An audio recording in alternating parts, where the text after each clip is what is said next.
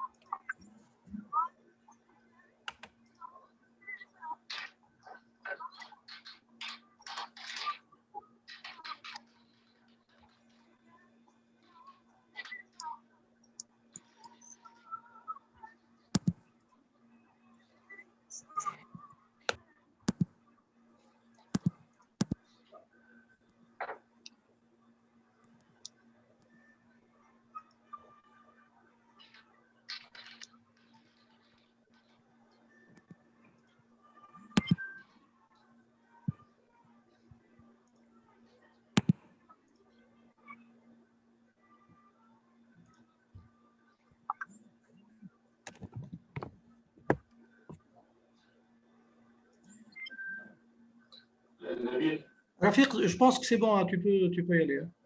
J'entends Hosam, il n'est pas là. Non? Ah, il n'est pas encore connecté?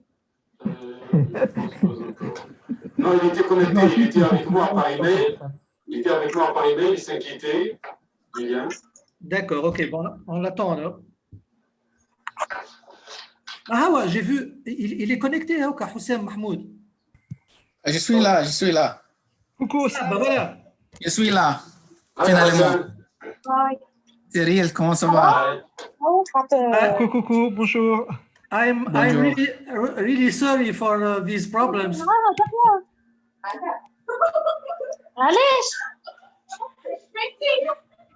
Hi, Ravi. Hi, Cyril. On commence dans quelques minutes. Hi, Kiran. Hi. Oui, on commence dans 1 ou 2 minutes, Hosam. Okay. So let the meeting settle like they're meant. Kiran, how are you? I'm good. How are you? I'm fine. We have a lot to discuss. Are you free today? I am busy until 5 o'clock. What about Ravi? I think Ravi is meeting you today. He said around 3:30. He said he'll be done at 3:30 or 4. So we can discuss at 4, right? I think that's what he told me. Yep. Okay.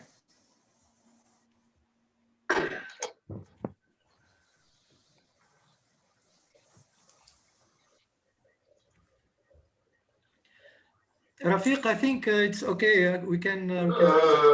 Okay. So it's a pleasure for me to introduce Professor Hosam Mahmoud. Professor Mahmoud is from the George Washington University. He is a specialist in random trees, but also he is interested in combinatoric models and polynomial areas, probabilistic analysis of algorithms, searching and sorting, randomized algorithms, random selectives, and algorithms. After defending his PhD thesis at Ohio University in 1983, he becomes assistant professor at George Washington University until 1989. Then between 1990 and 1995, he becomes associate professor, and since 1995, he is a full professor at the same university. He was the chair of the same department between 1998 and 2001. Hosam has visited several universities around the world, from them University of Waterloo, Canada, Center of Recerca Mathematica, Spain, National Research Institute, France, the Mass Princeton University, the Institute of Statistical Mathematics, Tokyo, Purdue University, Indiana, University of Monastir, Tunisia, University of Belgium, American University Institute for Informatic Saarbrücken, Germany, University of Versailles, Cairo University, Tokyo University, Maynooth College, George Mason University. He was an invited speaker at several conferences from them: Ireland, Poland, USA, Iran, Turkey, Canada, Italy, Hungary, Greece, Czech Republic, France. Hosam has more than 120 research papers and 4 books. Sorry. 4 books. Evolution of random search trees, sorting, polyerror models, algorithms, non-uniformity. At the bottom, you find the books of Hosam, and at the top, you find the evolution of Hosam Mahmoud. I have a surprise to Hosam, some pictures which comes from Cairo some hours early ago. This is Hosam. So Hosam, by the way, I won that ping pong tournament. So the talk of Hosam is intituled Issues in Random Networks, the Apollonian Network as a case study. Thank you, Hosam. Okay. Bonjour tout le monde. C'est un grand halo des États-Unis. J'apprécie l'occasion et suis heureux d'être ici. Merci à professeur Rafik Agesh pour faire possible comme séminaire entre les continents. Je comprends qu'il y a chercheurs de France, donc pas l'arabe, mais aussi il y a des collègues des États-Unis. Alors, l'on présente en la lingua franca des sciences, et c'est l'anglais. So I'll switch to English. Latine, you mean, Hosam? Latine. Not Latine, the lingua franca? C'est passé. De jour-ci, la lingua franca et l'anglais. Sama, take care, your microphone is on, Sama. Okay. Rafik, can you let me share my screen, share my presentation? Okay, sorry. Stop. Yeah. Okay. Okay. So I think I should. Yeah, désactiver. But I will share my screen in a minute. Your presentation was shared, but now it's not more shared. No, that was not a presentation, not yet. Okay. I will open it on my screen. What you see is my screen. So that was just one slide prepared by Rafik to start the talk. Okay. So I think I have, just give me a second. Docs. Then Tunisia.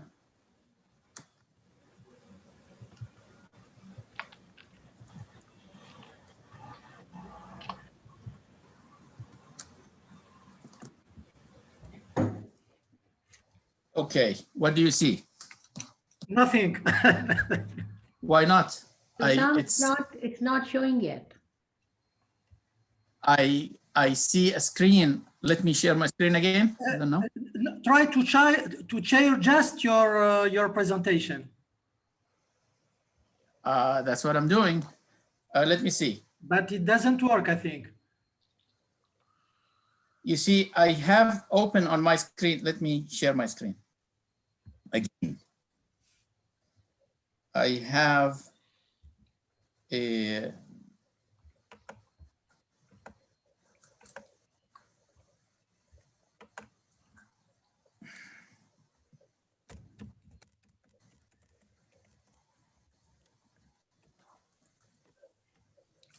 Hosam, after you open the screen, you see a share button on the right. Did you click on that? Yep, now it's doing. Now it's okay now.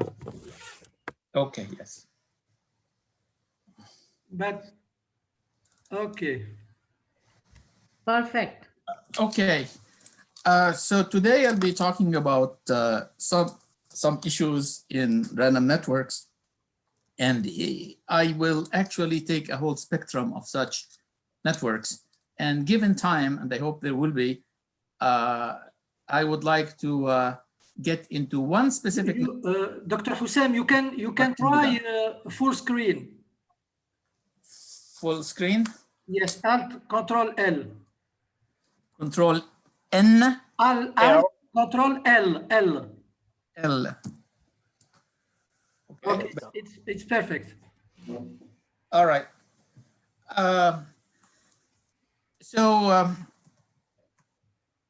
The plan for this talk is I would like to go over a whole bunch of different networks. Some I did in the past by myself and many with co-authors. So there will be a broad spectrum of networks to talk about. And I want to leave you with food for thought, like some problems to think about. So here is a network and here is what we did, but there's a lot more to be done. Like, many other parameters can be studied, many other dimensions and angles can be studied. So my purpose is to show you what's interesting these days rather than how to solve it, even though it's like, I hope at the end I may show you some of that. How to solve it, by the way, I write it in red like this because that's a famous title. It's the title of a book by George Polya. So in the process, I'm going to introduce several colleagues to you and several young people. The young people are looking for jobs, by the way. If you have a job, let us know. So very much I'm going to rely on intuition, just like, what these things look like and how they work and what kind of issues and what kind of questions one might ask and address. That's part one. Given time, I would like to get into a specific project done in the past with my colleague, Pampan Jang. I think he's here today. Pampan, are you here? It's an Apollonian network. And when we get into this, I will have an opportunity to actually present some results and techniques and how things work. Okay, so let's go over part one. It's an overview of several modern networks. One of the simplest kinds of networks is the tree, and I'll tell you why in a minute. So the tree, like here is a model of a tree. It's called the recursive tree, and it's very natural and very appealing because you have a root node, and that root node recruits, in the language of growth, recruits node number 2. Now all the existing nodes compete equally likely to recruit the next entry in the tree, which is 3. 1 succeeds, then 1 succeeds again and gets 4, then 2 succeeds and gets 5. So it's a very natural growth that represents many things in real life. People found this appealing and natural. And in fact, there are, as far as I can tell, perhaps something like at least 60 different papers on this kind of tree, discussing all kinds of things, like the number of leaves, nodes of a certain degree, the maximal degree, the average degree of a node, the average depth, the height, many, many things over a period of at least 50 years. I'm aware of research done in this area since maybe 1970 or even earlier, I'm not sure. Okay, so what makes trees very appealing is a decomposition property. Like suppose you got to this root node and you cut all the edges under it. What do you get? You get trees. So a recursive tree decomposes into recursive trees of the same nature. Of course, the labeling has to be redone, but that's an isomorphism. It's like, just like naming things. But the essential structure is the tree has subtrees which are of the same nature. And this gives us plenty of opportunity to create stochastic recurrences. And from there we can go. So as an example, this decomposition at the root will make two big schools of thought come in and save the day, so to speak. So there are two schools, and each one has advantages and disadvantages. So the main advantage of the probabilistic method is you write recurrences, then from there it's like, you know, things like martingales and the method of moments, and central limit theorems, distributions of various kinds will come to tell you what to expect. So as an example, suppose you are taking the number of leaves as an object of study. So let's call that Ln after n, when the tree is of size n, after, you know, when the label n joins. So you could simply see that the root is never a leaf by itself, like, you know, after n equals 2 and beyond, because it has recruited. So you could say the total number of leaves, you just go into the subtrees and you collect them one by one. You collect the leaves. So you say it is L1, which is the number of leaves in the leftmost subtree, L2, the number of leaves in the second subtree. A better notation, by the way, L1n, L2n. Then LRn, where Rn is the degree of the root, the number, like, you know, the last, an enumeration of the last three.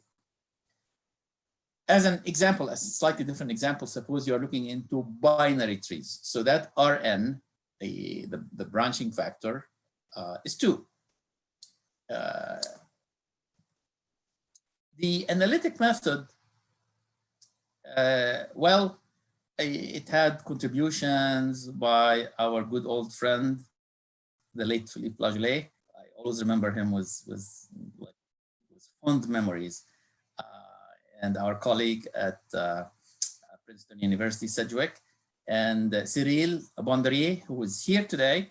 They like to approach these trees by an analytic method. And once they succeed in creating a generating function, methods like the poles, like, you know, they look at these G of Z near the poles, and the idea is that's where you can get a pole is a singularity. It's a place where, you know, the function explodes. So near the poles, you get good information about the structure. Singularity analysis, transfer methods, a whole bunch of different things come into the picture. So they have this symbolic manipulation method where they represent the tree as, I'm talking about the binary tree, as either a root node, okay, or a root node with 2 subtrees. And it actually, it's like, you know, it directly speaks to you, so to speak. So if you are enumerating, you will say, you know, this class of trees can be 1 at the root, or an internal node that explains this extra Z, and a product of B on the left and B on the right-hand side. It's a quadratic equation that can be solved and gives us an enumeration. I once had a discussion with Philippe Lagelet about the scope of this method, or this class of methods. And I noticed that they always use, and Cyril is here today, he can tell us, they always use a method that sort of like does this. I count, like let's say I'm studying the leaves or something. So I count the number of trees having a specific number of leaves, say K, and they divide by the total number of trees, and they create a generating function. Much of the time, like this assumes only uniform case, like all trees are equally likely. So I asked Philippe Lagelet if the method has a reasonable chance of success if the class of trees is not equally likely. And he said, like, he hasn't seen it done and he doesn't expect it to work because, like, that's an essential assumption. The two methods hand in hand can produce wonderful results. So for example, the probabilistic method always gives us a very quick shortcut into the asymptotics. The analytic method gives us, maybe with some more effort, like a chance to look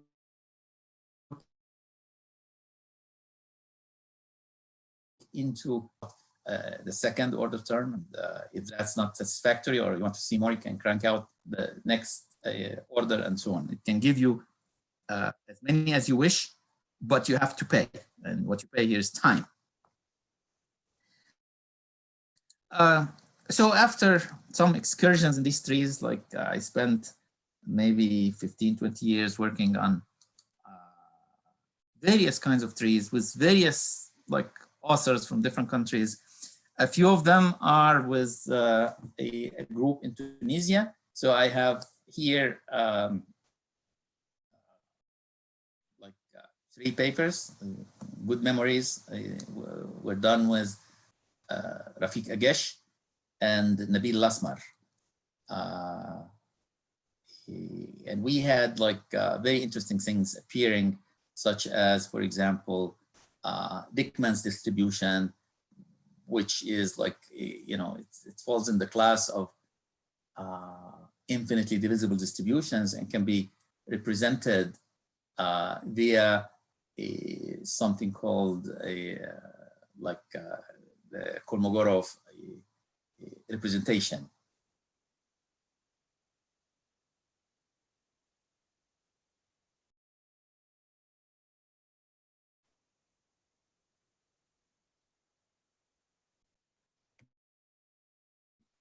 Okay, studying trees. And maybe the next level up in complexity is what you see here. This is a class of series parallel graphs. There are 2 definitions. One abstract that, like, you know, you don't have K4 as a minor in the graph. I won't get into that. Let me focus on the algorithmic definition. So you start from the complete graph on 2 vertices, like that you consider north and south. These are directional networks, okay? So K2 is the smallest possible graph, and you build from there recursively.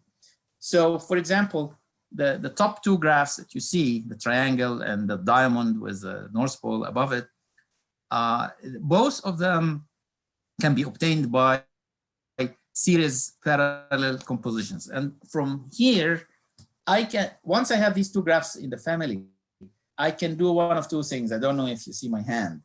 It's like I can bring the diamond and put it underneath the triangle, and I would call this a series composition. So I identify the North Pole of the diamond with the South Pole of the triangle, and you get the figure in the bottom left corner of the screen. Or I can put the 2 graphs side by side and make them parallel, identify the 2 North Poles together, identify the 2 South Poles together. Notice here that, like, you know, this decomposition property of trees has disappeared. If you remove, let's say, take any of these graphs, like the bottom right, for example, okay?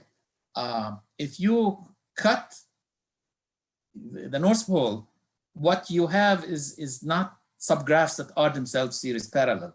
So you have to find other methods to start your recurrences. Okay, let me give you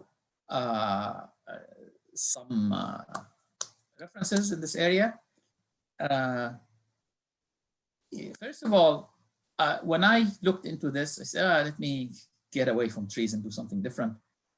I realized that the series parallel graphs have been studied very extensively, but not any kind of analysis. The main focus was always algorithmic. Like the biggest thing in this area is recognition. Like, given a graph, is it series parallel? So it's like, you know, what algorithm will work? And once you find an algorithm, you want a more efficient algorithm till, like, you know, you keep improving till you find the best possible that cannot be improved upon anymore. So I told myself, well, this area is ripe for some probability work.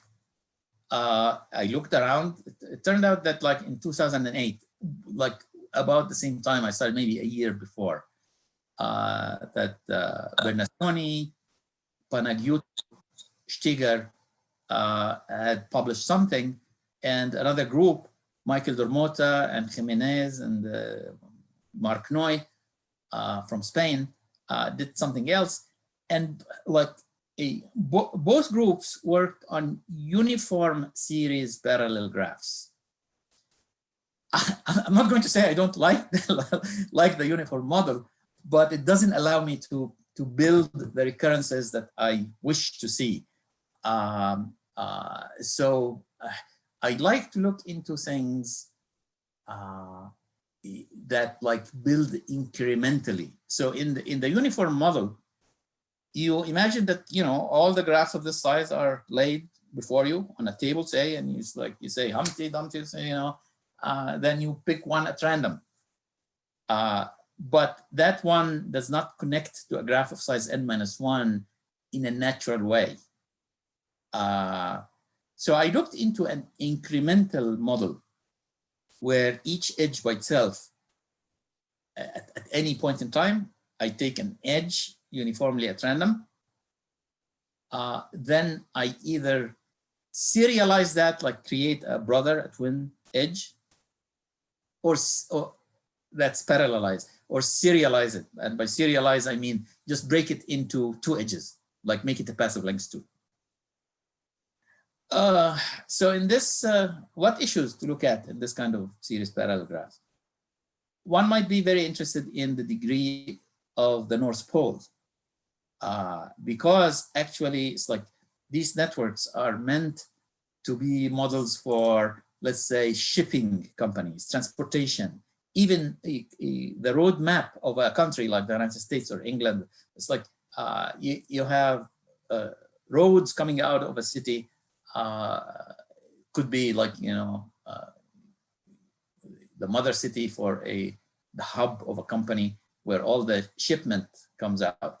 So it's like you may be interested in, if this developed randomly over time, how many roads are coming out of Birmingham, for example, in England.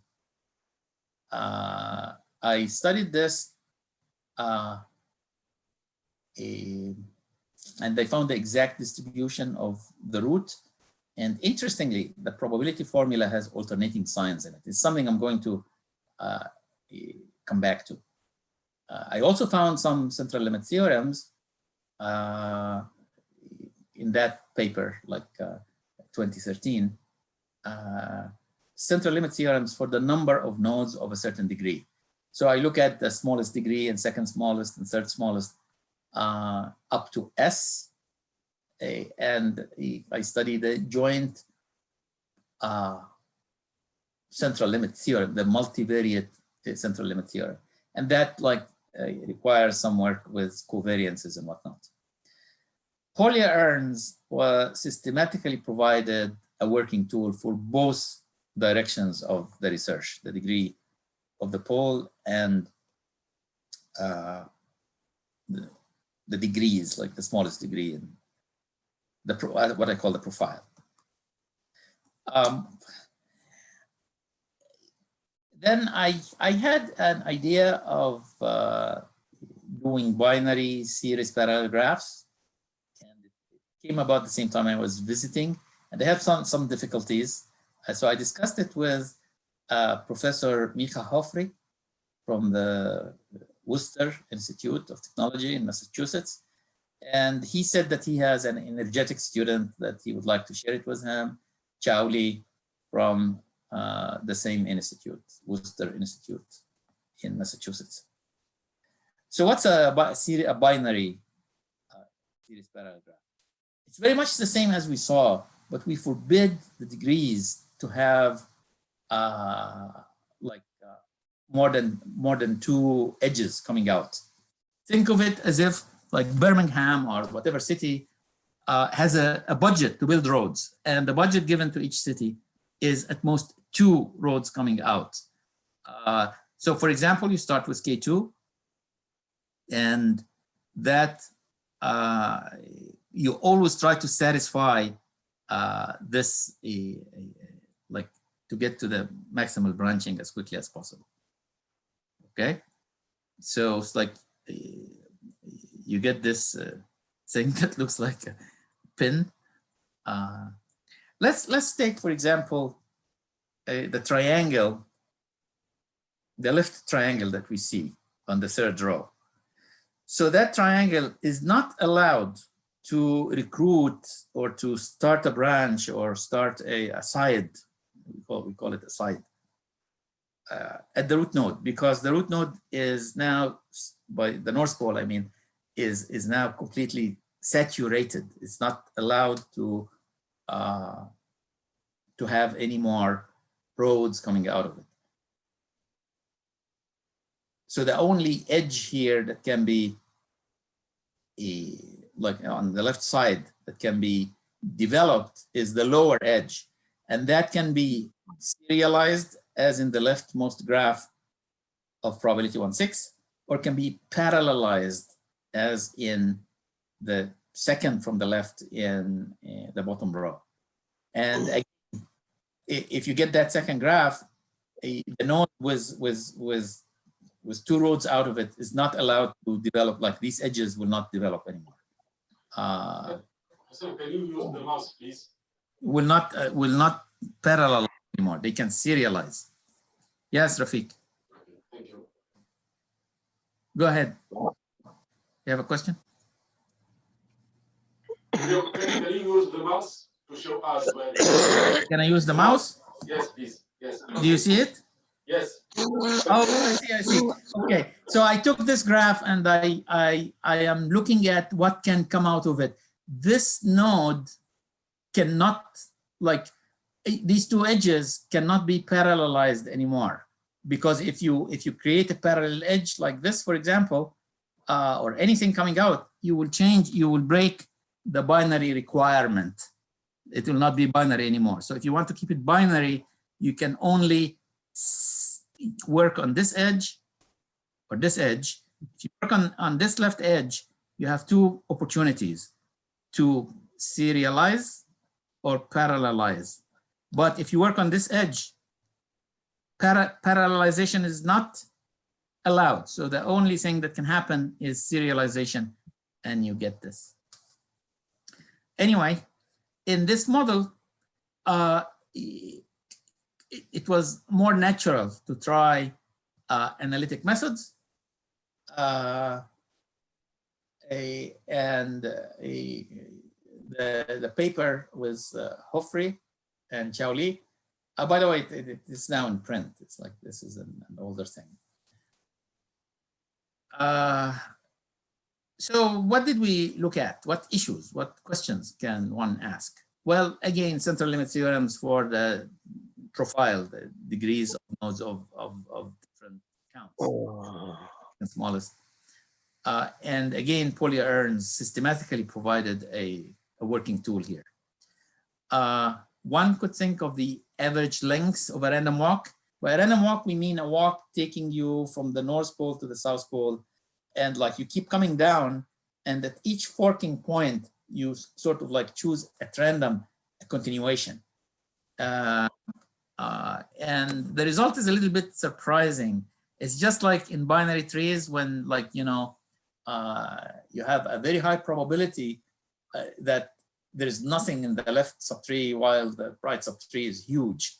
So because of a similarity like this, which we sort of commented on in the paper, the past length here actually is constant, like bounded by 8, no matter how large, how many operations you did, just because of the possibility that, like, you know, one side has not been developed at all. So this required a heavy dose of combinatorics, and enumeration, and generating functions. Then there comes a model that Yarong Feng was a very energetic, very bright student at the George Washington University. And I gave her, she finished about 2 years ago.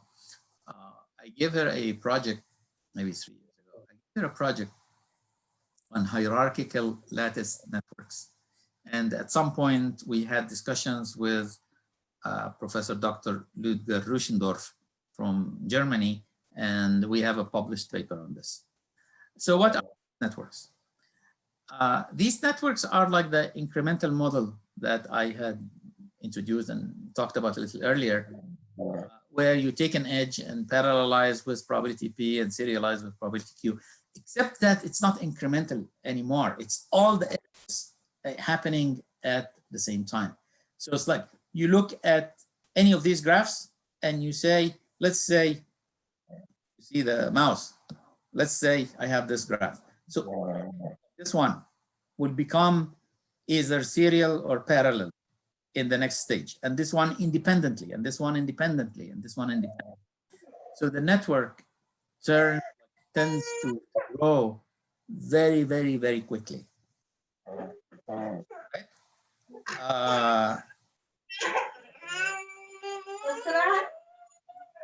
The method, the structure was actually introduced by Handley from Oxford and Jordan. And we did a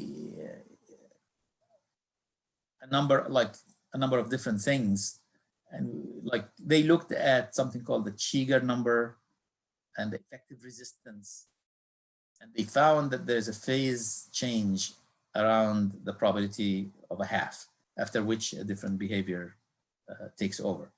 We looked again into the degree profile, like the nodes of the smallest degree. The contraction method, which is, it's a very interesting method that looks at distributions as if they are points in a metric space. So you can think of a distance between distributions. Like I may have 3 distributions and they can A, B, and C. And by the metric, I can say A is closer to B than to C. So when these metrics converge to 0, you have convergence in distribution. And there were quite a number of unusual wrinkles and twists in the application of that method. So it's like it needed some sharpening of the method itself when we did this work.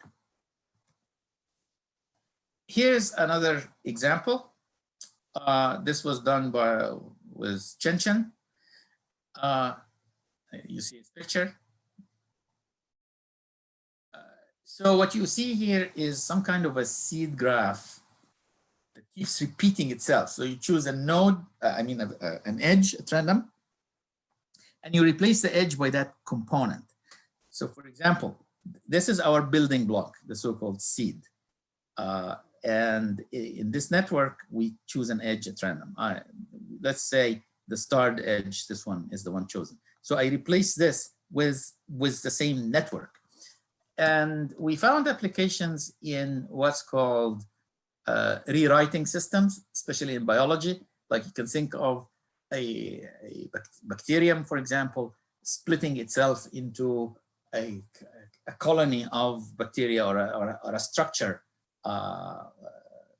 like, you know, the process of reproduction within the same species. So let's look at one more evolution. Suppose that this is the edge chosen at the next step. So it gets replaced by the same building component. Questions here are admissible degrees. Not every degree can appear. There are degrees that, like, if you look at the numbers 1, 2, 3, 4, 5, 6, you may find that the degree 5, for example, never appears. Okay. So questions like the degree of the pole, again, comes up. And for this, one needs an analysis via a triangular polyurn. And for that, Chen and I and Pampan, I think, Pampan, are you here? And Pampan did some work together to get the behavior of the urn first, to use as like the analytic tool on which we can build our results. Something very interesting happens here.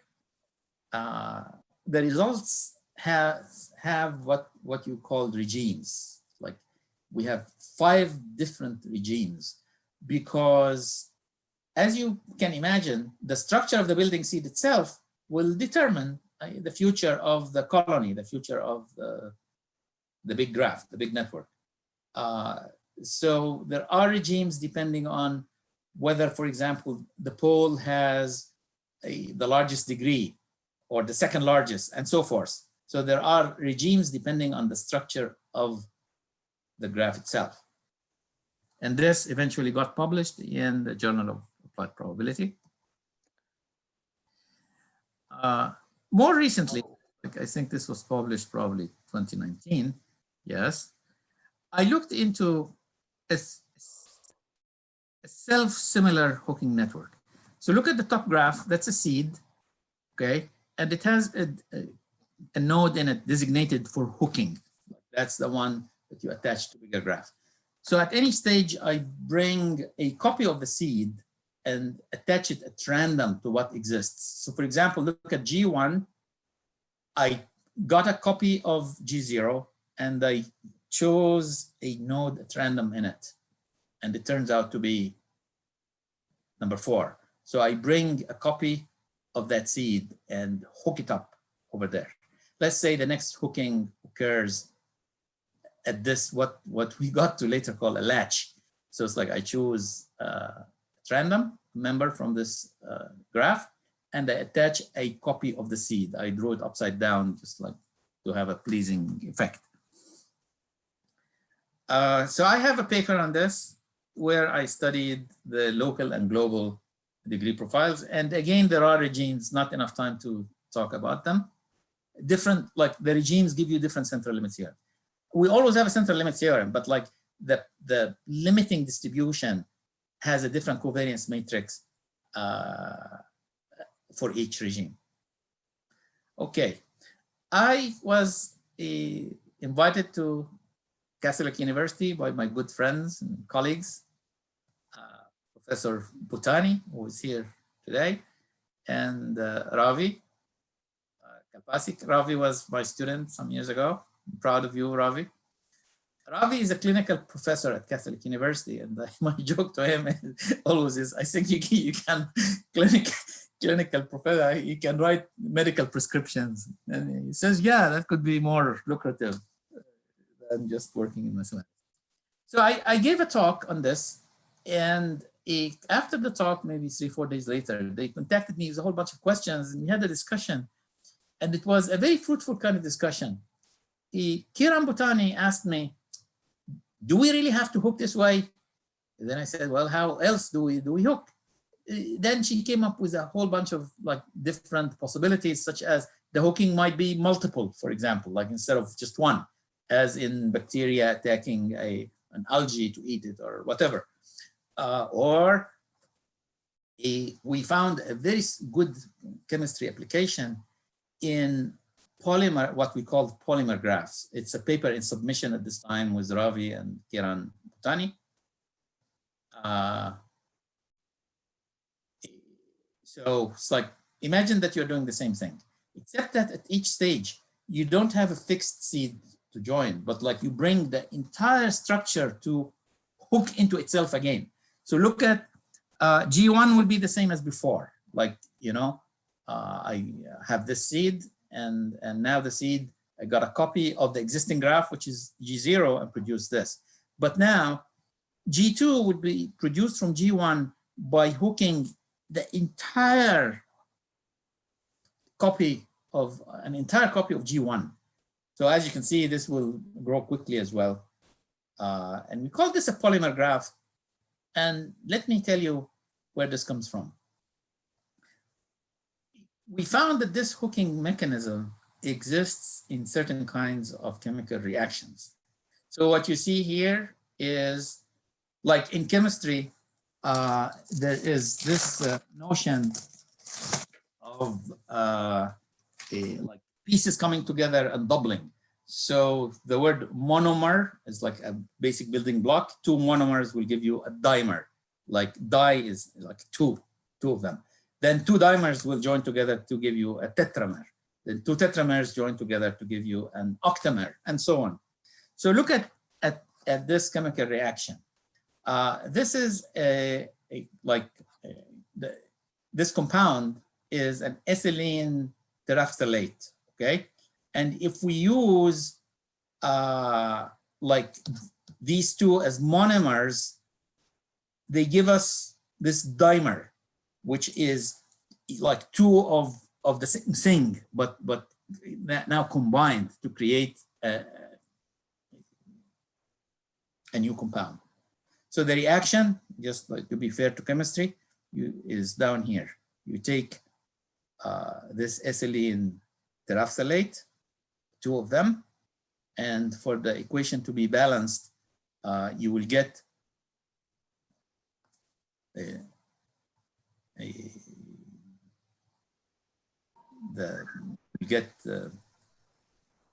tetramer from it, okay? But a molecule of hydrogen chloride will be released. So look at how this happened. I take this Cl and we hook it at this OH and we get this HCl here, but things have to be released for the chemistry to work out. So as you can see, we have this like the entire graph hooks into itself. So this hooking mechanism gave us made it interesting for us to study the possibility of graphs using the immediately previous copy as the next member to join. So what are the issues here? Again, the profile is always interesting. The degrees, the distribution of degrees in such a network, the average depth from a reference point, like let's say the very first master hook, average number of recruits, because that represents the wealth of a particular node. Then Professor Bhutani is a world-renowned expert in studies of eccentricity and diameter. And we looked at the diameter, and let me tell you this, if you're looking for problems to work on, we were successful in finding bounds on the expectation of the diameter. And they are exponential, of course, because these graphs like grow very, very quickly. The eta here is the number of edges in the very initial seed. So as you can see, we have a bound. If you scale by 3/2 to the power n, you will get eta on this side and you'll get 2 eta on this side. So this has room for improvement. We invite you all to think for yourselves or think with us on these issues. Okay, this brings me to the end of the first part. And Rafiq, we started like 15, 20 minutes late. So do you allow me to go a little bit longer? Like, okay. Hello? He said yes, Hosam. Rafiq said yes. Okay. Okay, Hosam. Yes. All right. So we've been talking about many, many different kinds of things. Let's take one of them and see how to attack it and where to attack it. So you see the picture here of Pan Jang. And I am here. Yeah, I'm here. Yes, he was a student at the George Washington University. Now he is a researcher at University of Pennsylvania in Philadelphia. Very proud of you, Pan. You did a great job over the years. The second picture is not a co-author. This is a person who died over 2,000 years ago. This is Apollonius of Perga. So Perga today is in Turkey, but at the time it was it was purely Hellenic in culture. And it was common for Greek philosophers and Greek geometers to travel to Egypt, and many of them ended up living in Egypt. So actually Apollonius died in Egypt, according to my sources. He was famous for work in circles and ellipses and conic sections in general. And one of the problems that's attributed to him or can be traced back to his thinking is the packing of the circle. So you start with a big circle, then you put circles in it, and you put circles touching from outside, and you perpetuate this ad infinitum. He studied the structure of how many gaps are left, what's the total area of gaps, many, many interesting questions. Think of connecting the centers, and that will give you a dual problem in the geometry of triangles. So what's an Apollonian network? It is a network that develops as follows. You start with a complete graph. For the sake of like easy illustration, I'll use k equals 3. K is little k, is the index. So what you see here is an Apollonian network of index 3. You start with a triangle and you choose a point inside. From a graph point of view, it doesn't matter where. Right. Then that's a new node that triangulates the existing triangle for you. Then you have like 3 faces, I suppose you can call them, of the graph that are now active recruiters. Notice that I drew these edges as dotted edges because the big triangle, once it triangulates, once it gets divided, it's no longer an active recruiter. So at this stage, I have 3 faces that I consider to be equally likely recruiters competing to catch the next point. So let's say the next point is 2, appears here in the middle of this triangle. Okay. So the rightmost triangle gets triangulated itself into 3 triangles, and a new node labeled 2 because it appeared at time 2 is.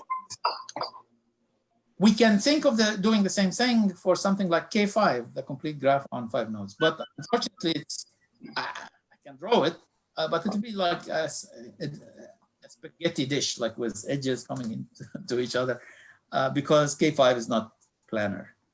We ended up publishing a paper in Journal of Advances in Applied Probability in 2016, Pampan and myself.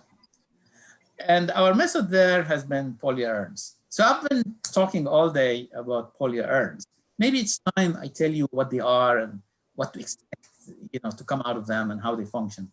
So a polyern is an urn, a box, containing balls of a number of colors. For the sake of simplicity, I'll assume they are 2 colors, white and blue. And they have a ball addition matrix. If I pick white, I examine it, put it back, and add A white balls and B blue balls. But if I pick a blue, add C white balls and D blue balls. So I have this matrix, which we call the replacement matrix or ball addition matrix.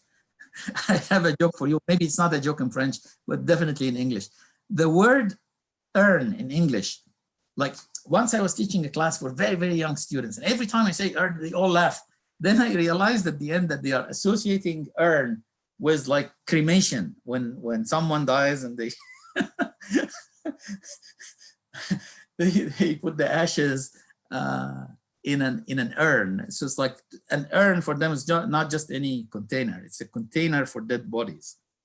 I don't suppose it means the same in French. An urn is just an urn, a box, container. Oui, Hosam.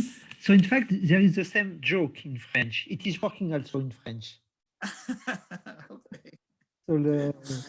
So we have to be careful when we teach about urns. Yes. Explain to them from the beginning that I don't mean it in that sense. Yes, you have even some slides by Philippe Lajolet, which has using those type of, let's say, funerarial, I'm not sure of the word in English, urns for dead people, as an image for the polyurns. Funeral. Yes. Funerary, probably in English. Okay. Funerary themes. Yeah. Okay. I called the balls the colors white and blue. Of course, I could have called them pink and black or yellow and purple. They can be anything. It's an isomorphism. But I always use white and blue for my own personal reason, which is this. I grew up in Egypt by the Mediterranean Sea, and it's just a perfect scene any day to go and watch it. any time of the day, especially if it's a clear day. I guess my friends in Tunisia feel the same thing about the Mediterranean, and my friends in France, like if you go to Marseille, you will, like, you know, enjoy the Mediterranean Sea very much. So it's like white and blue are preferred colors for me. I shot this myself, by the way, in the north coast of Egypt in 2017. If you want a reference on polyurns, actually I'm aware of, like, if you want, there are thousands of papers, but like if you want a survey like study, this book by myself, there is an older book by Johnson and Cox, which I like very much, but I always found it difficult to like research from or teach from because it's out of print. So whenever I need it, I have to make an interlibrary loan from like libraries in other areas in the city. It's very complicated. It's out of print, and polyurns is only one chapter in it. So how does this progress? Well, what makes polyurns very versatile and very powerful as a tool is what you see here. The probabilities depend on the stochastic path you follow. So for example, let's take the urn that we saw in the other picture, okay? And assume that the numbers A, B, C, D are fixed like this. So this is the replacement matrix. If you pick a white ball in the first drawing, the rules say, well, you add one white,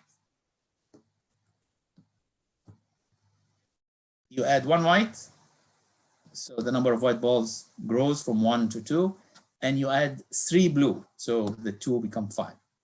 So what's the conditional probability at this point of drawing a white ball in the second attempt?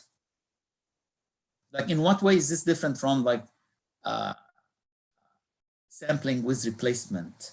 This is with replacement and additions, and that makes it a very rich class of things. So what's the conditional probability now of drawing white in the second drawing, given that you followed this stochastic path, given that the first drawing was white? It's 2/7. But if you followed this stochastic path, if you pick blue, the rules say, well, the number of blues doesn't change. It stays put, as the American expression goes. And you add, the number of white balls stays the same, and the number of blue balls increases by 2. So the 2 become 4. Now, what's the conditional probability given the complement event of drawing white, which is drawing blue?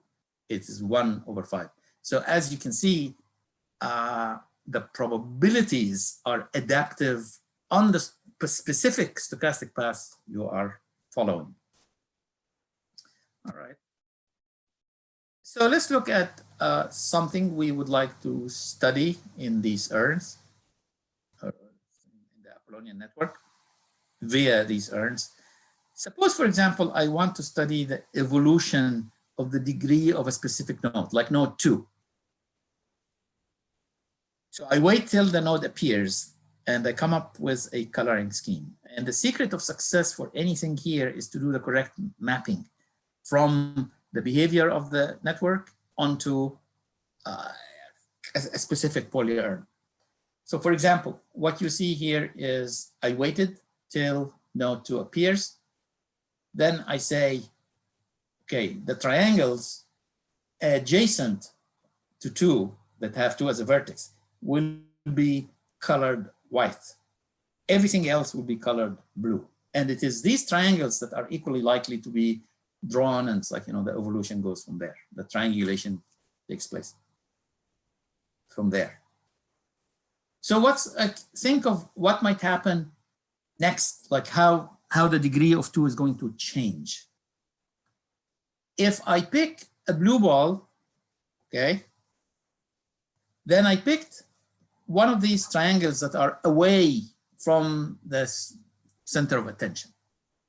So what's going to happen is the blue will be triangulated into 3 blues at the expense of the one going out. Remember that we deactivate the existing one. So I will have a matrix on the bottom row. I will have 0 and 2. Add no white balls, add 2 new blue balls, blue faces in the graph. Versus if I pick one, and they are all equally likely, one of these places, like the one where the mouse is at this time, for triangulation. It's white, okay? So what's going to happen to it is, I did not draw this, so look at my drawing. So like I go to a central point here, and I connect like this and like this. The two that are adjacent will become white, and the one that's away will become blue.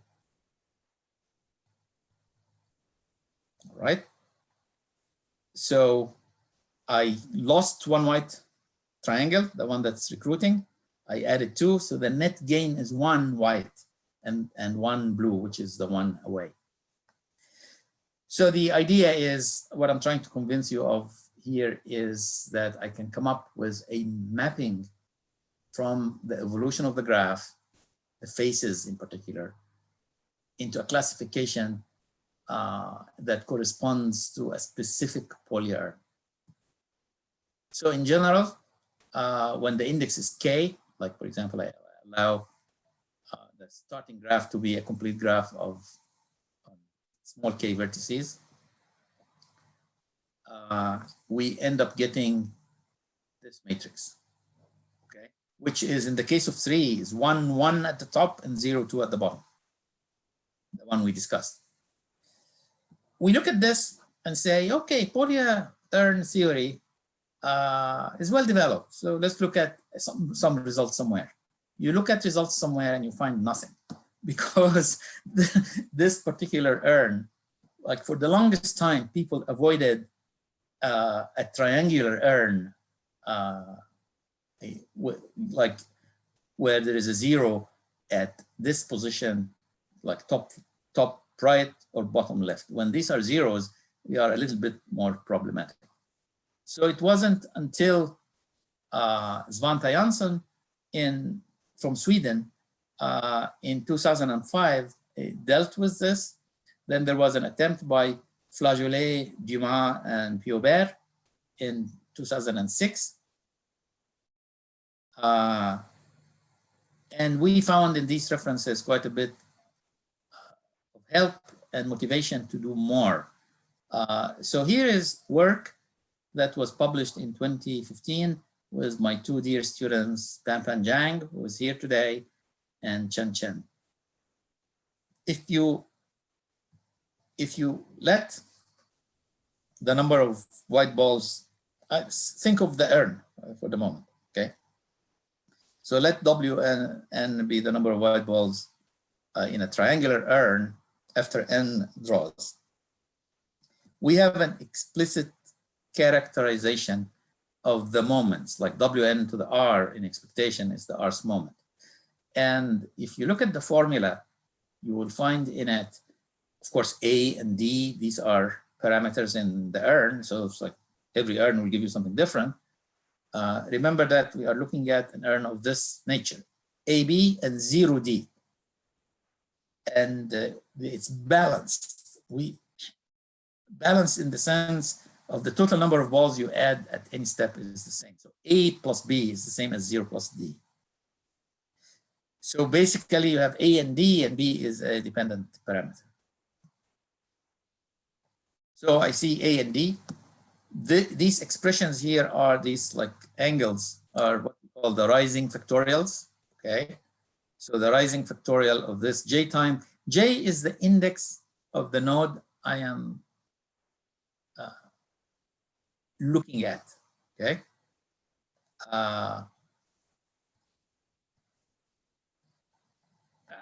I'm sorry, I'm talking about urns first. So J is the index of the summation, whereas this is a fixed thing, it has J in it. Tau 0 is the total number of balls at time 0, okay? And this RJ, this notation, is Stirling numbers of the second kind, which is the number of ways to partition a set of size R into J distinct subsets. So with the connection we had right away, like I'm looking, let me explain this notation. This D is the degree of the node that appears at time J, that carries label J, by time N in a network, an Apollonian network of index K, right? And it is a direct application of this theorem, which of course it took us some time in 2015 to produce, with the purpose of ultimately producing this result and similar things. Okay, it turns out that like I have two things to say about these moments.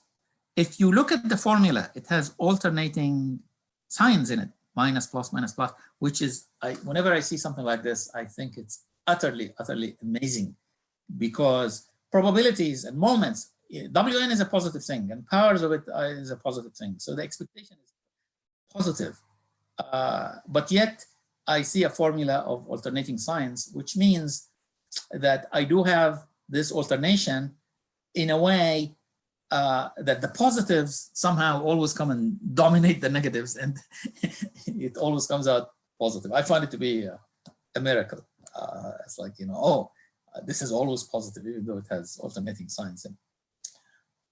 So this is one remark I'd like to make. The other remark is, if you analyze this formulation asymptotically, rather carefully, you will end up getting formulas that look like what you see here. It'll be this like melange of gamma functions times this scaling factor. So if you take the scaling factor below djnk, you will get limits, right?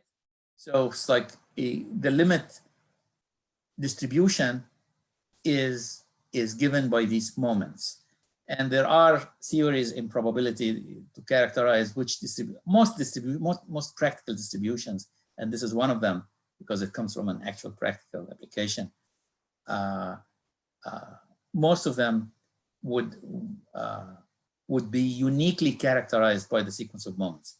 So if I give you a sequence of numbers and I tell you these are the moments of a distribution, under certain conditions, basically convergence of the moment generating function, under that condition, there's only one distribution that satisfies this. So it's like the thing now is this degree scaled appropriately, all right, converges in distribution to a random variable with these gamma functions in it. Because of the existence of several gamma functions, such a distribution is called a gamma type distribution. And the Mittag-Leffler family of distributions is only a special case. Okay, you notice that there is a J here, all right? So if J is fixed, you get this, but if J itself, J is the node I am studying at time n. So if J is 5 and n is a billion, okay, I have asymptotics. But if J is, let's say, moving with n, like let's say you decided n is a billion, and I'm going to take log n or square root log n, or, you know, so there are nodes that appeared closer to the time you are studying. So one expects that, like, different, if you let J itself become a function of n, you will notice phases or different behaviors. So for example, if Jn is slow, such as log n, square root n, even n over log n, you will have one behavior, but that's what we found from the asymptotic analysis. But if Jn is, let's say, linear, one like 7/9 n plus 4. Of course, Jn has to be an integer, so you take floor or ceil or something. So the asymptotic in the slowly growing phase is given by this formula. But if n is late, like half n, if j is late, half n or 3/4 n, you get this formulation,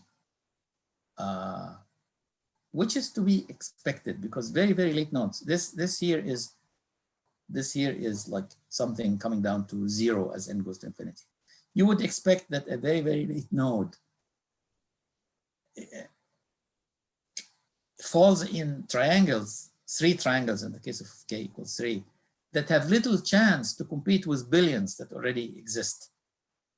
So you would expect that in this case, look, for example, at k equals 3. So this will go to 0, okay? And you would have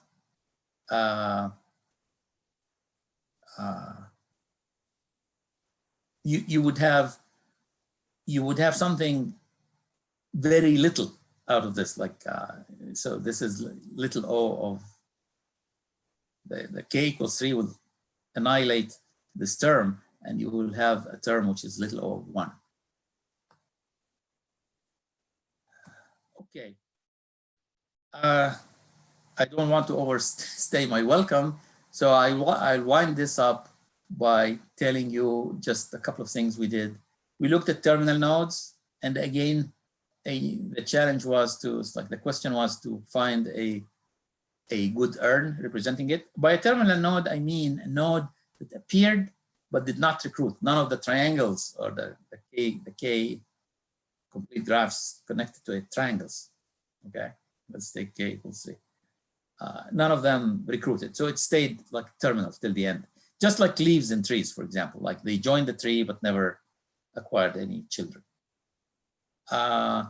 So we did find the urn, and as you can see at the bottom of the screen, it has a 0 top left. This is not as troublesome as a 0 in the top right.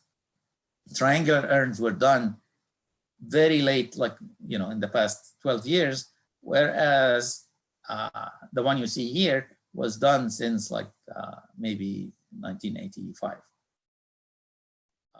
So in this case, it's a Bakchi Pal urn, and by appealing to a theorem in Bakchi and Pal, we find that the number of terminal nodes has a central limit theorem with this mean and this variance. Like n here is a normally distributed random variable. Okay, we also looked at, I'll just tell you what else we looked at quickly. We looked at the local and global weight in the network. So each triangle, maybe like, let's say this is a network of friends, and the vertices of the triangle represent ages. So the smaller, the older in the network. So each triangle, you sum up the vertices. So for example, this will have a local weight 1, 1. This one is 3 because it's 0 plus 1 plus 2. This one is also 3, 0 plus 1 plus 2. And this one is 2 because it's 0 plus 2 plus 0. 0 plus 2 plus 0.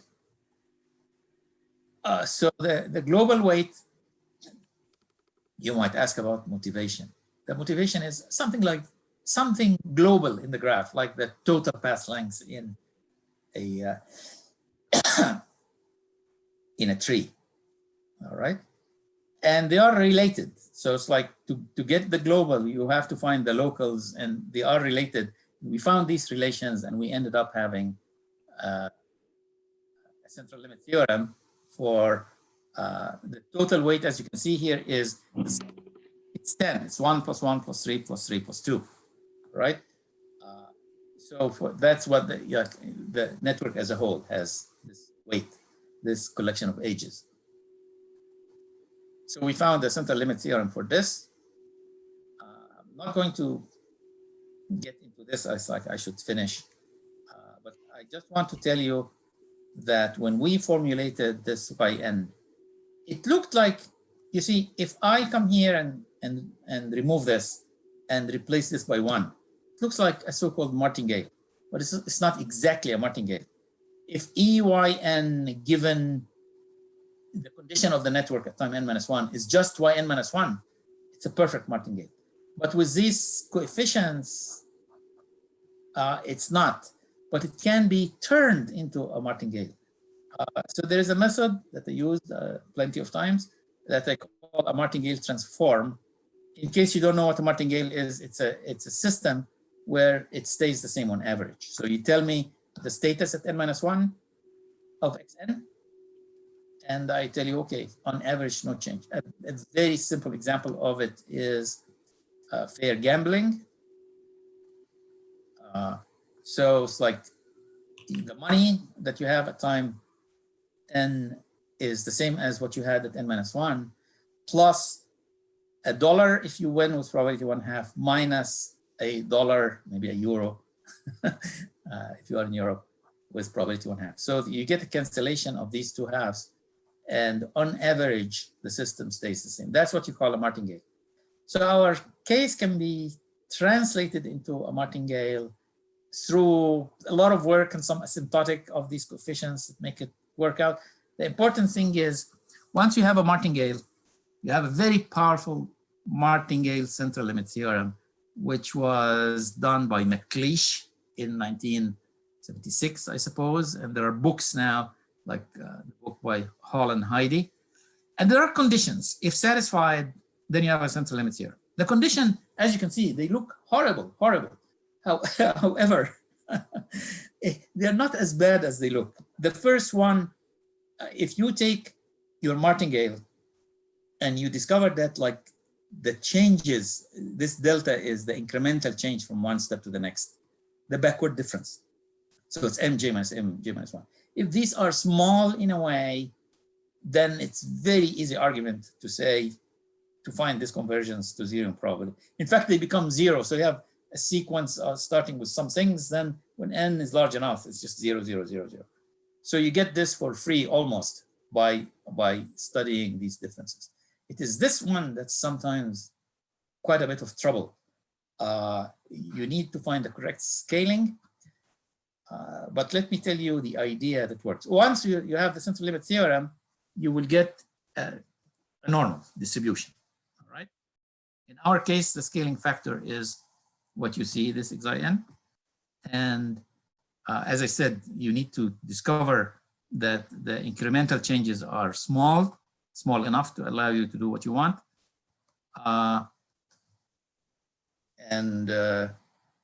You actually work, you want to work like this formula. I'm going to finish in 2 minutes maximum. This Vn has random variables in it because like when you condition on a sigma field or on a status, like, do you remember this? When we talked about martingales, the expectation here is a random variable. So this is a random variable. This, when I condition, I get a random variable and I want to sum random variables. So how can I say they converge to something? The basic idea is the following. Approximations by the mean, and that's deterministic, and I can sum up, and small corrections that are ignorable in the long term. Once you checked the central limit theorem conditions, you have a central limit theorem for the global weight of the network. I am going to conclude by saying, of course, the same work can be done for what's called K trees, which are essentially, they're not trees at all, by the way, it's just a historical name, okay? So K trees are just like the Apollonian network, except that you do not deactivate the triangle that recruits. It stays active and participates in further recruiting. So as you can see, as you can imagine, the results will not be much different.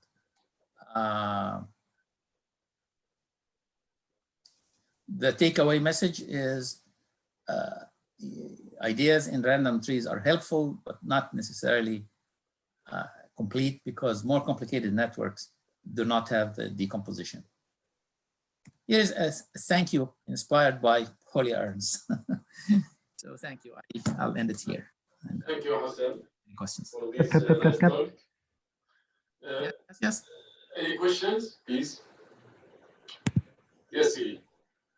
Ah non, non, c'était pour dire merci d'abord, bravo. Any questions, please? I would like to have a remark. Could you please, Hosam, go back to the moment expression of DNG?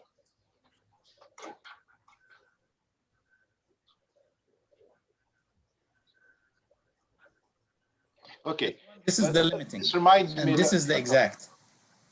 Yes. The one after, please. This one? Yeah, yes, this one. Okay. Yes. You have these moments for any integer s or real number? Yes, any integer s. Okay. Because So, you want to build the moment generating function. So Yeah. you want the expectation and the second moment and the third moment and the fourth moment. I suppose it can work for like other s, but like this expression here, the exact one, is for integers. No, my remark is about the page after the next, this expression. No. This one? This one. Yes. Probably you have here a milling transform, which is a moment of some mixture of a stable distribution with probably some beta or gamma. You can identify your I see what you mean. So what I think your remark is more general than what I think. You are saying that the so-called gamma type distributions, each one of them can be represented as convolutions of betas or gammas. Is this what you're saying? More than beta. True, I don't know. Gamma. I see here the coefficient k minus 2 divided by k minus 1.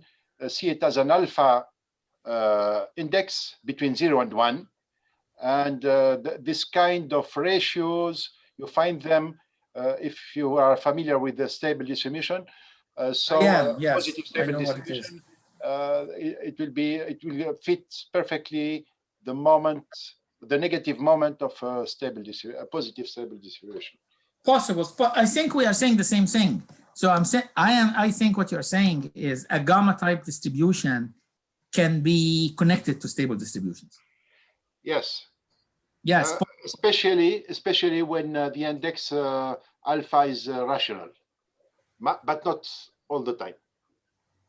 Okay, I believe you. I think this is true. By the way, gamma type distributions, there is a very long and captivating article by Svante Jansson on gamma type distributions. It's a survey of gamma type distributions. Yes. And there is another. I don't know. Maybe what you're saying could be found there. If you have a look at his works, these kind of ratios are also recurrent.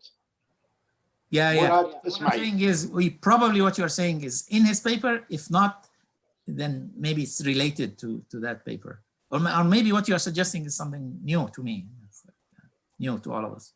Okay, we can perhaps continue this discussion after. Okay. All right. Okay. Are there any questions? Yes, I would have some. Yes, Siri. So, Hosam, with respect to the urns that you were mentioning at the end, what could be the simplest one which is still open? Which is what? Still open, on which there is still some stuff to say, to find, or something like this, which is still open, which is not completely solved. I am not sure what you mean. Let me put a picture here. Are you saying what's the simplest ball addition matrix? No. What is the simplest one which is not solved? So you said that, for example, triangular urns were, in one sense, more. Are there? And should I by Flageolet? Okay. But very good question, because that's how we can start research, right?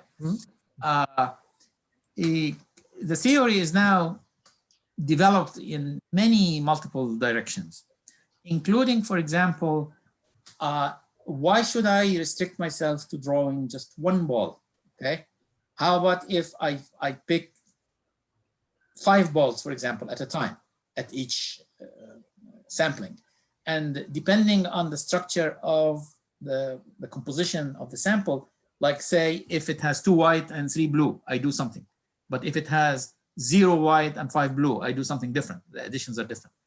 So this is what it's like people call this multiple drawing. Actually, the first paper on this was by myself in 2013, I think. Then there is a whole bunch of very solid contributions, including, by the way, a few by Rafiq Agesh can tell us something about this in this discussion.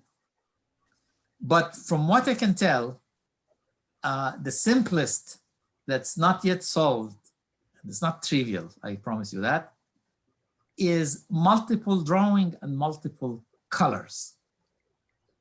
So let's say you draw samples of size 5 and your urn has 4 colors. Let's say they are white, blue, red, and black. All right. So Hosam, I don't. So you may decide that, like, for example, if my sample contains 2 white. Are you writing somewhere? Sorry, are you writing somewhere? Because we don't see. No, I'm not writing. I'm just speaking. Speaking. Okay, okay. I can. Okay. All right. Here is a good idea. Let me finish this and write as you like. How do I terminate this? Minus. Stop sharing. I'm going to share something different. Okay. Let me share a whiteboard. You see it? No. Yes. It is coming. Yes, Okay. it is white. Let me get my tablet.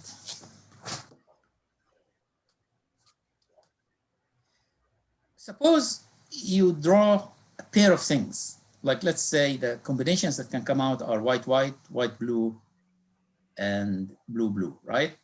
Mm-hmm. Then you have additions of white and blue. So for example, if you get the combination, the pair to be white, white, you may decide to add 2 white and 0 blue. If it's white, blue, you may want to add 0 and 1. If it's blue, blue, then you might want to add, for example, 6 of this and 3 of this. This urn is not balanced because the total sum of balls you add each time is different. Like it's here, it's 1 here, it's 9 here. So unbalanced urns are hard. They haven't been done if you are looking for research problems. Mm-hmm. Very little is known about something like this. Rafiq did something. So the next one up, I suppose, is the following. You have multiple colors. So let's say they are white, blue, red, and black, right? And you are also doing multiple drawing. So it's like, let's say you draw 5 at a time. So these 5 could be, for example, 2 white, 0 blue, 1 red. Let me call this purple to avoid the B. So 2 white, no blue, 1 red, and 2 purple. You may decide, if this is the outcome, to add 0, 1, 2, 3. You may decide for a different outcome to do something different. Like, for example, if they are all purple, for example, purple, purple, purple, purple, purple, which is something you would write at the bottom of this matrix. Maybe you may decide in this case to add 6 blue and 0 of anything else. So this has not been done. Even for the balanced case, look, I add these up to 6, these add up to 6. So this is not done. Unbalanced urns not done. at least it's done in special cases. Rafiq can correct me here. I'm not sure. Rafiq did somewhere. Rafiq, this is not completely this case. The second case, I think that it's not done. Huh? Not done. I thought you did it with Cecile. The first, yes. The second, no. The first, the second, no. Yeah. Okay. And I think Rafiq found some kind of a central limit theorem here. Not central limit theorem, strong laws. Like, for example, white balls after n draws, like scales appropriately goes almost surely to something. I forgot what it is, but I remember it has an A, B. It has very strange formulations like square root A and square root B, something like something that looks very complicated. Okay, so those two models are nice. And in fact, I guess also that it depends what we mean by solve. If it is just the limit law or if it is the generating function of histories, there is different level of... By solve, I mean you get information on the distribution. Something like what, for example, what's the expected number of white balls in this? This is the first question, which is simpler. Of course, expectation is lovely. Better variance, better yet, much better yet is the entire distribution. Yes.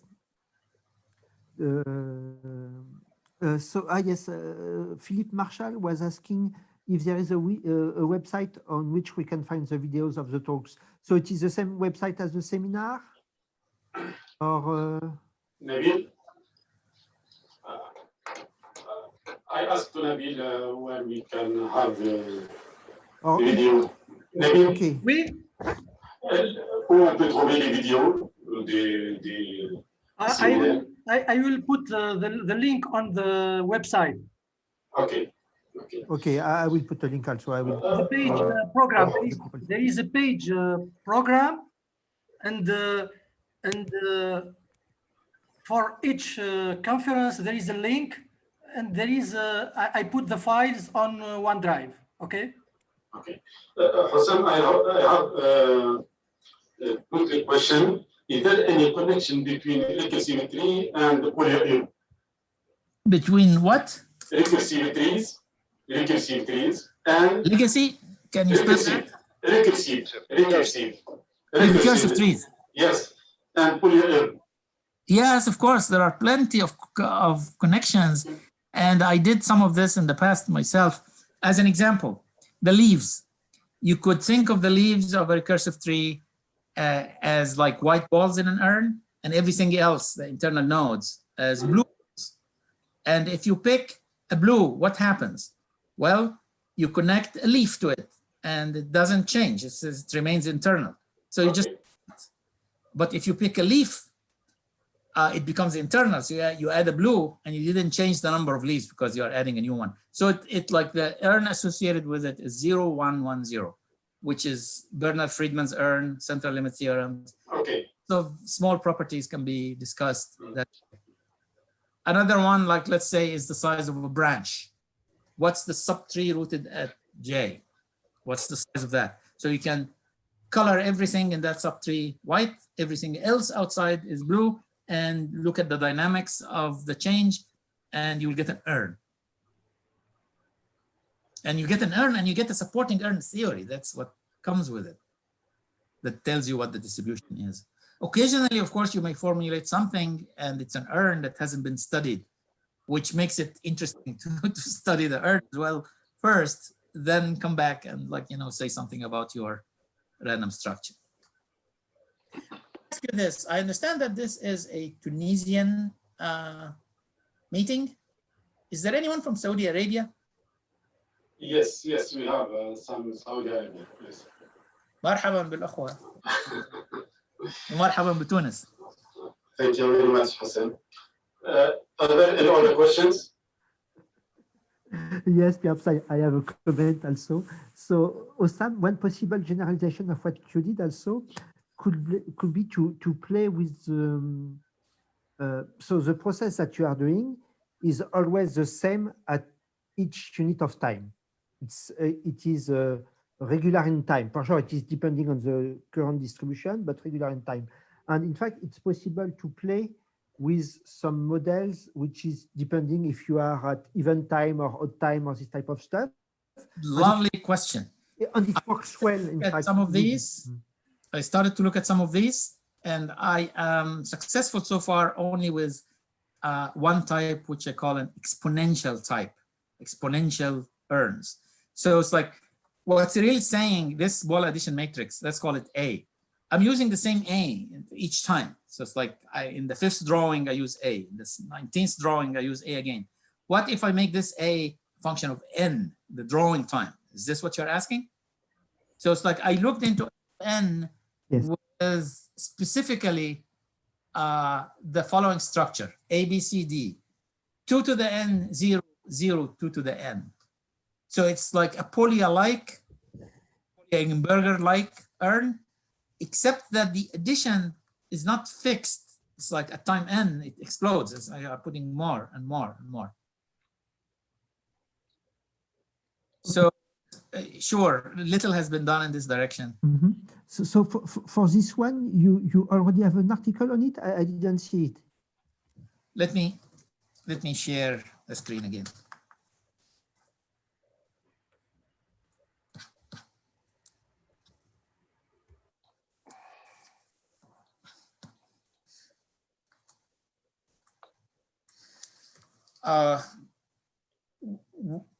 I think your question is this. We discussed Polya urns where the ball addition matrix looks something like this, A, B, C, D. And this A is fixed. So what I use in the 19th experiment is the same as what I use in experiment number 30, same A.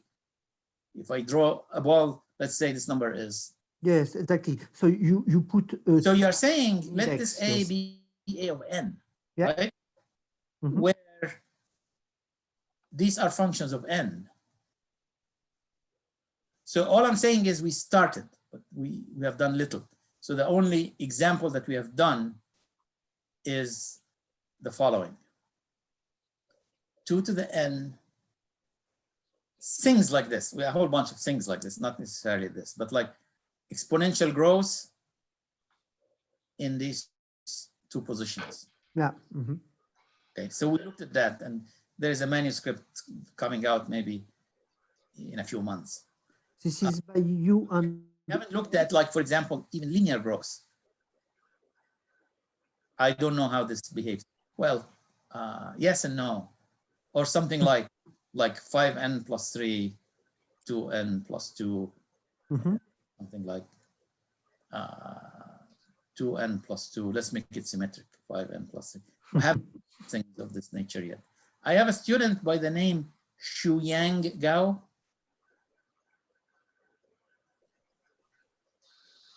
Rafiq, invite Shuyang. She will give you a very fantastic talk. She's here. She's here. On Polya urns. Okay.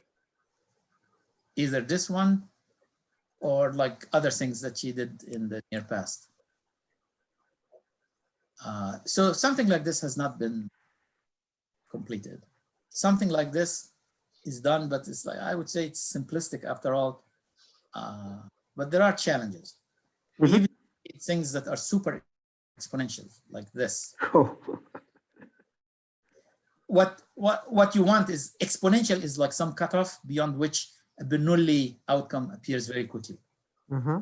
Imagine once like let's say you are at step 100 and you draw a white ball. So you add a dominant number of white balls.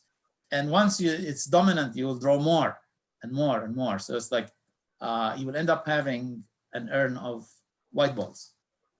So it's sort of like favors what has been drawn in the past. Yeah.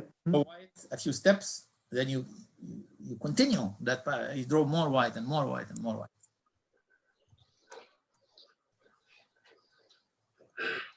Okay. Okay. Thank you, Hosam, for this talk. We thank you. Thank you all for listening. I know that I passed my time quite a bit. Thank you. We started late quite a bit. Yes, no problem. We thank also our colleagues from France and USA to attending this seminar. Thank you very much, Hosam, and thank you for Thank you all. Appreciate the opportunity. Thank you. See you. Sam, we can stay 1-2 minutes after, and I will show you what I wanted to tell you. Sure, of course, of course. Okay. I can stay for as long as anyone wants. Oh, people want to chat and so on. Discussion. Cyril, you can stay with us. If you want, yes, no problem. Yeah. No, Would you because allow Wissam me is right. to share my screen? Cyril, hoping to see you soon, but COVID is just like. Yes, we can try to invite you right now in France, but I am not sure if it is optimal. Yes, in fact, it's probably done. But... Okay, all right. So, would you allow me to share my screen? Yes, please. Well, I'm not the Yes, host. yes. Just one word, please. Okay. I have a meeting at in 10 minutes. Okay. Okay, you have really 10 minutes. After that, I start another meeting. Okay. I'm really sorry for that. Okay. But if we need, we can go to another room. Wissam, if needed, we can go to your room. Which one? Chat room. No, but no problem. Now you can continue. But if you want to be, if you need more time, I need to stop it. I will take 30 seconds. No, you have 10 minutes. Okay. This is your variable s plus something here. Yes. S plus something. Here you have an alpha between 0 and 1. Yes. By s plus something. And surprise, this is quite what you're looking for. This is a Milli transform of something known. Modulo that you have this t and this t the same, but it's not a big deal. This is a r. The remaining stuff is t. R is smaller than t. Then you have a beta, the million of beta. If you have instead of t, you have an r which is bigger than t, then you are done. By done, you mean we have a representation as the Milling transform of something which is known. This is built with a stable distribution, and it's a simple Bayes sizing. Okay. If I can give you a precise reference where you find this, you will find it here. Let me take a screenshot. That's the fastest. Yeah, I took a screenshot. Albert one and your. Yeah, okay. I will look into it. Sounds lovely.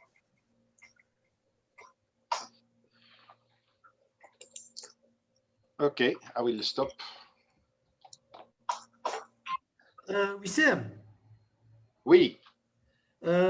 Tu m'envoies tes slides, je les mettrai sur le OneDrive qui est dédié. Je le fais de suite. Je le fais tout de suite. Hosam also. Et Hosam, of course, yes. Et je mettrai les vidéos. Les vidéos sont enregistrées. Donc j'ai commencé à enregistrer à partir de Wissam en fait. C'est une question à moi? Yes. Can you send me your slides to put them? Can you send me? Yeah, bien sûr, bien sûr. Ok, merci. Avec plaisir. Pour les mettre sur la page web du groupe, du webinaire. D'accord. Je vous enverrai la fiche. Ok, parfait. Ok, merci à tous. Je dois rappeler que là, il est. C'était un grand plaisir, honneur. Je suis désolé pour en fait, c'était un problème de connexion, donc j'arrivais vraiment pas du tout. Pas grave. It was solved at the end. Et merci d'avoir accepté cette invitation. Merci à Hosam. Merci pour tout. Au revoir, Cyril. Au revoir. Allez, au revoir, à bientôt. Au revoir, Cyril. Rafik, we should discuss among ourselves sometime soon. There are things. Okay. Today, tomorrow, when? Friday? Okay. Okay. Send me an email to the link. Ok, d'accord. Ok, ça va, Cyril. Bye, Cyril. Ouais, salut. Au revoir. Hello, everybody. Au revoir, Nabil. Merci beaucoup. Au revoir. Au revoir. Merci beaucoup. Merci. Au revoir tout le monde. Salut.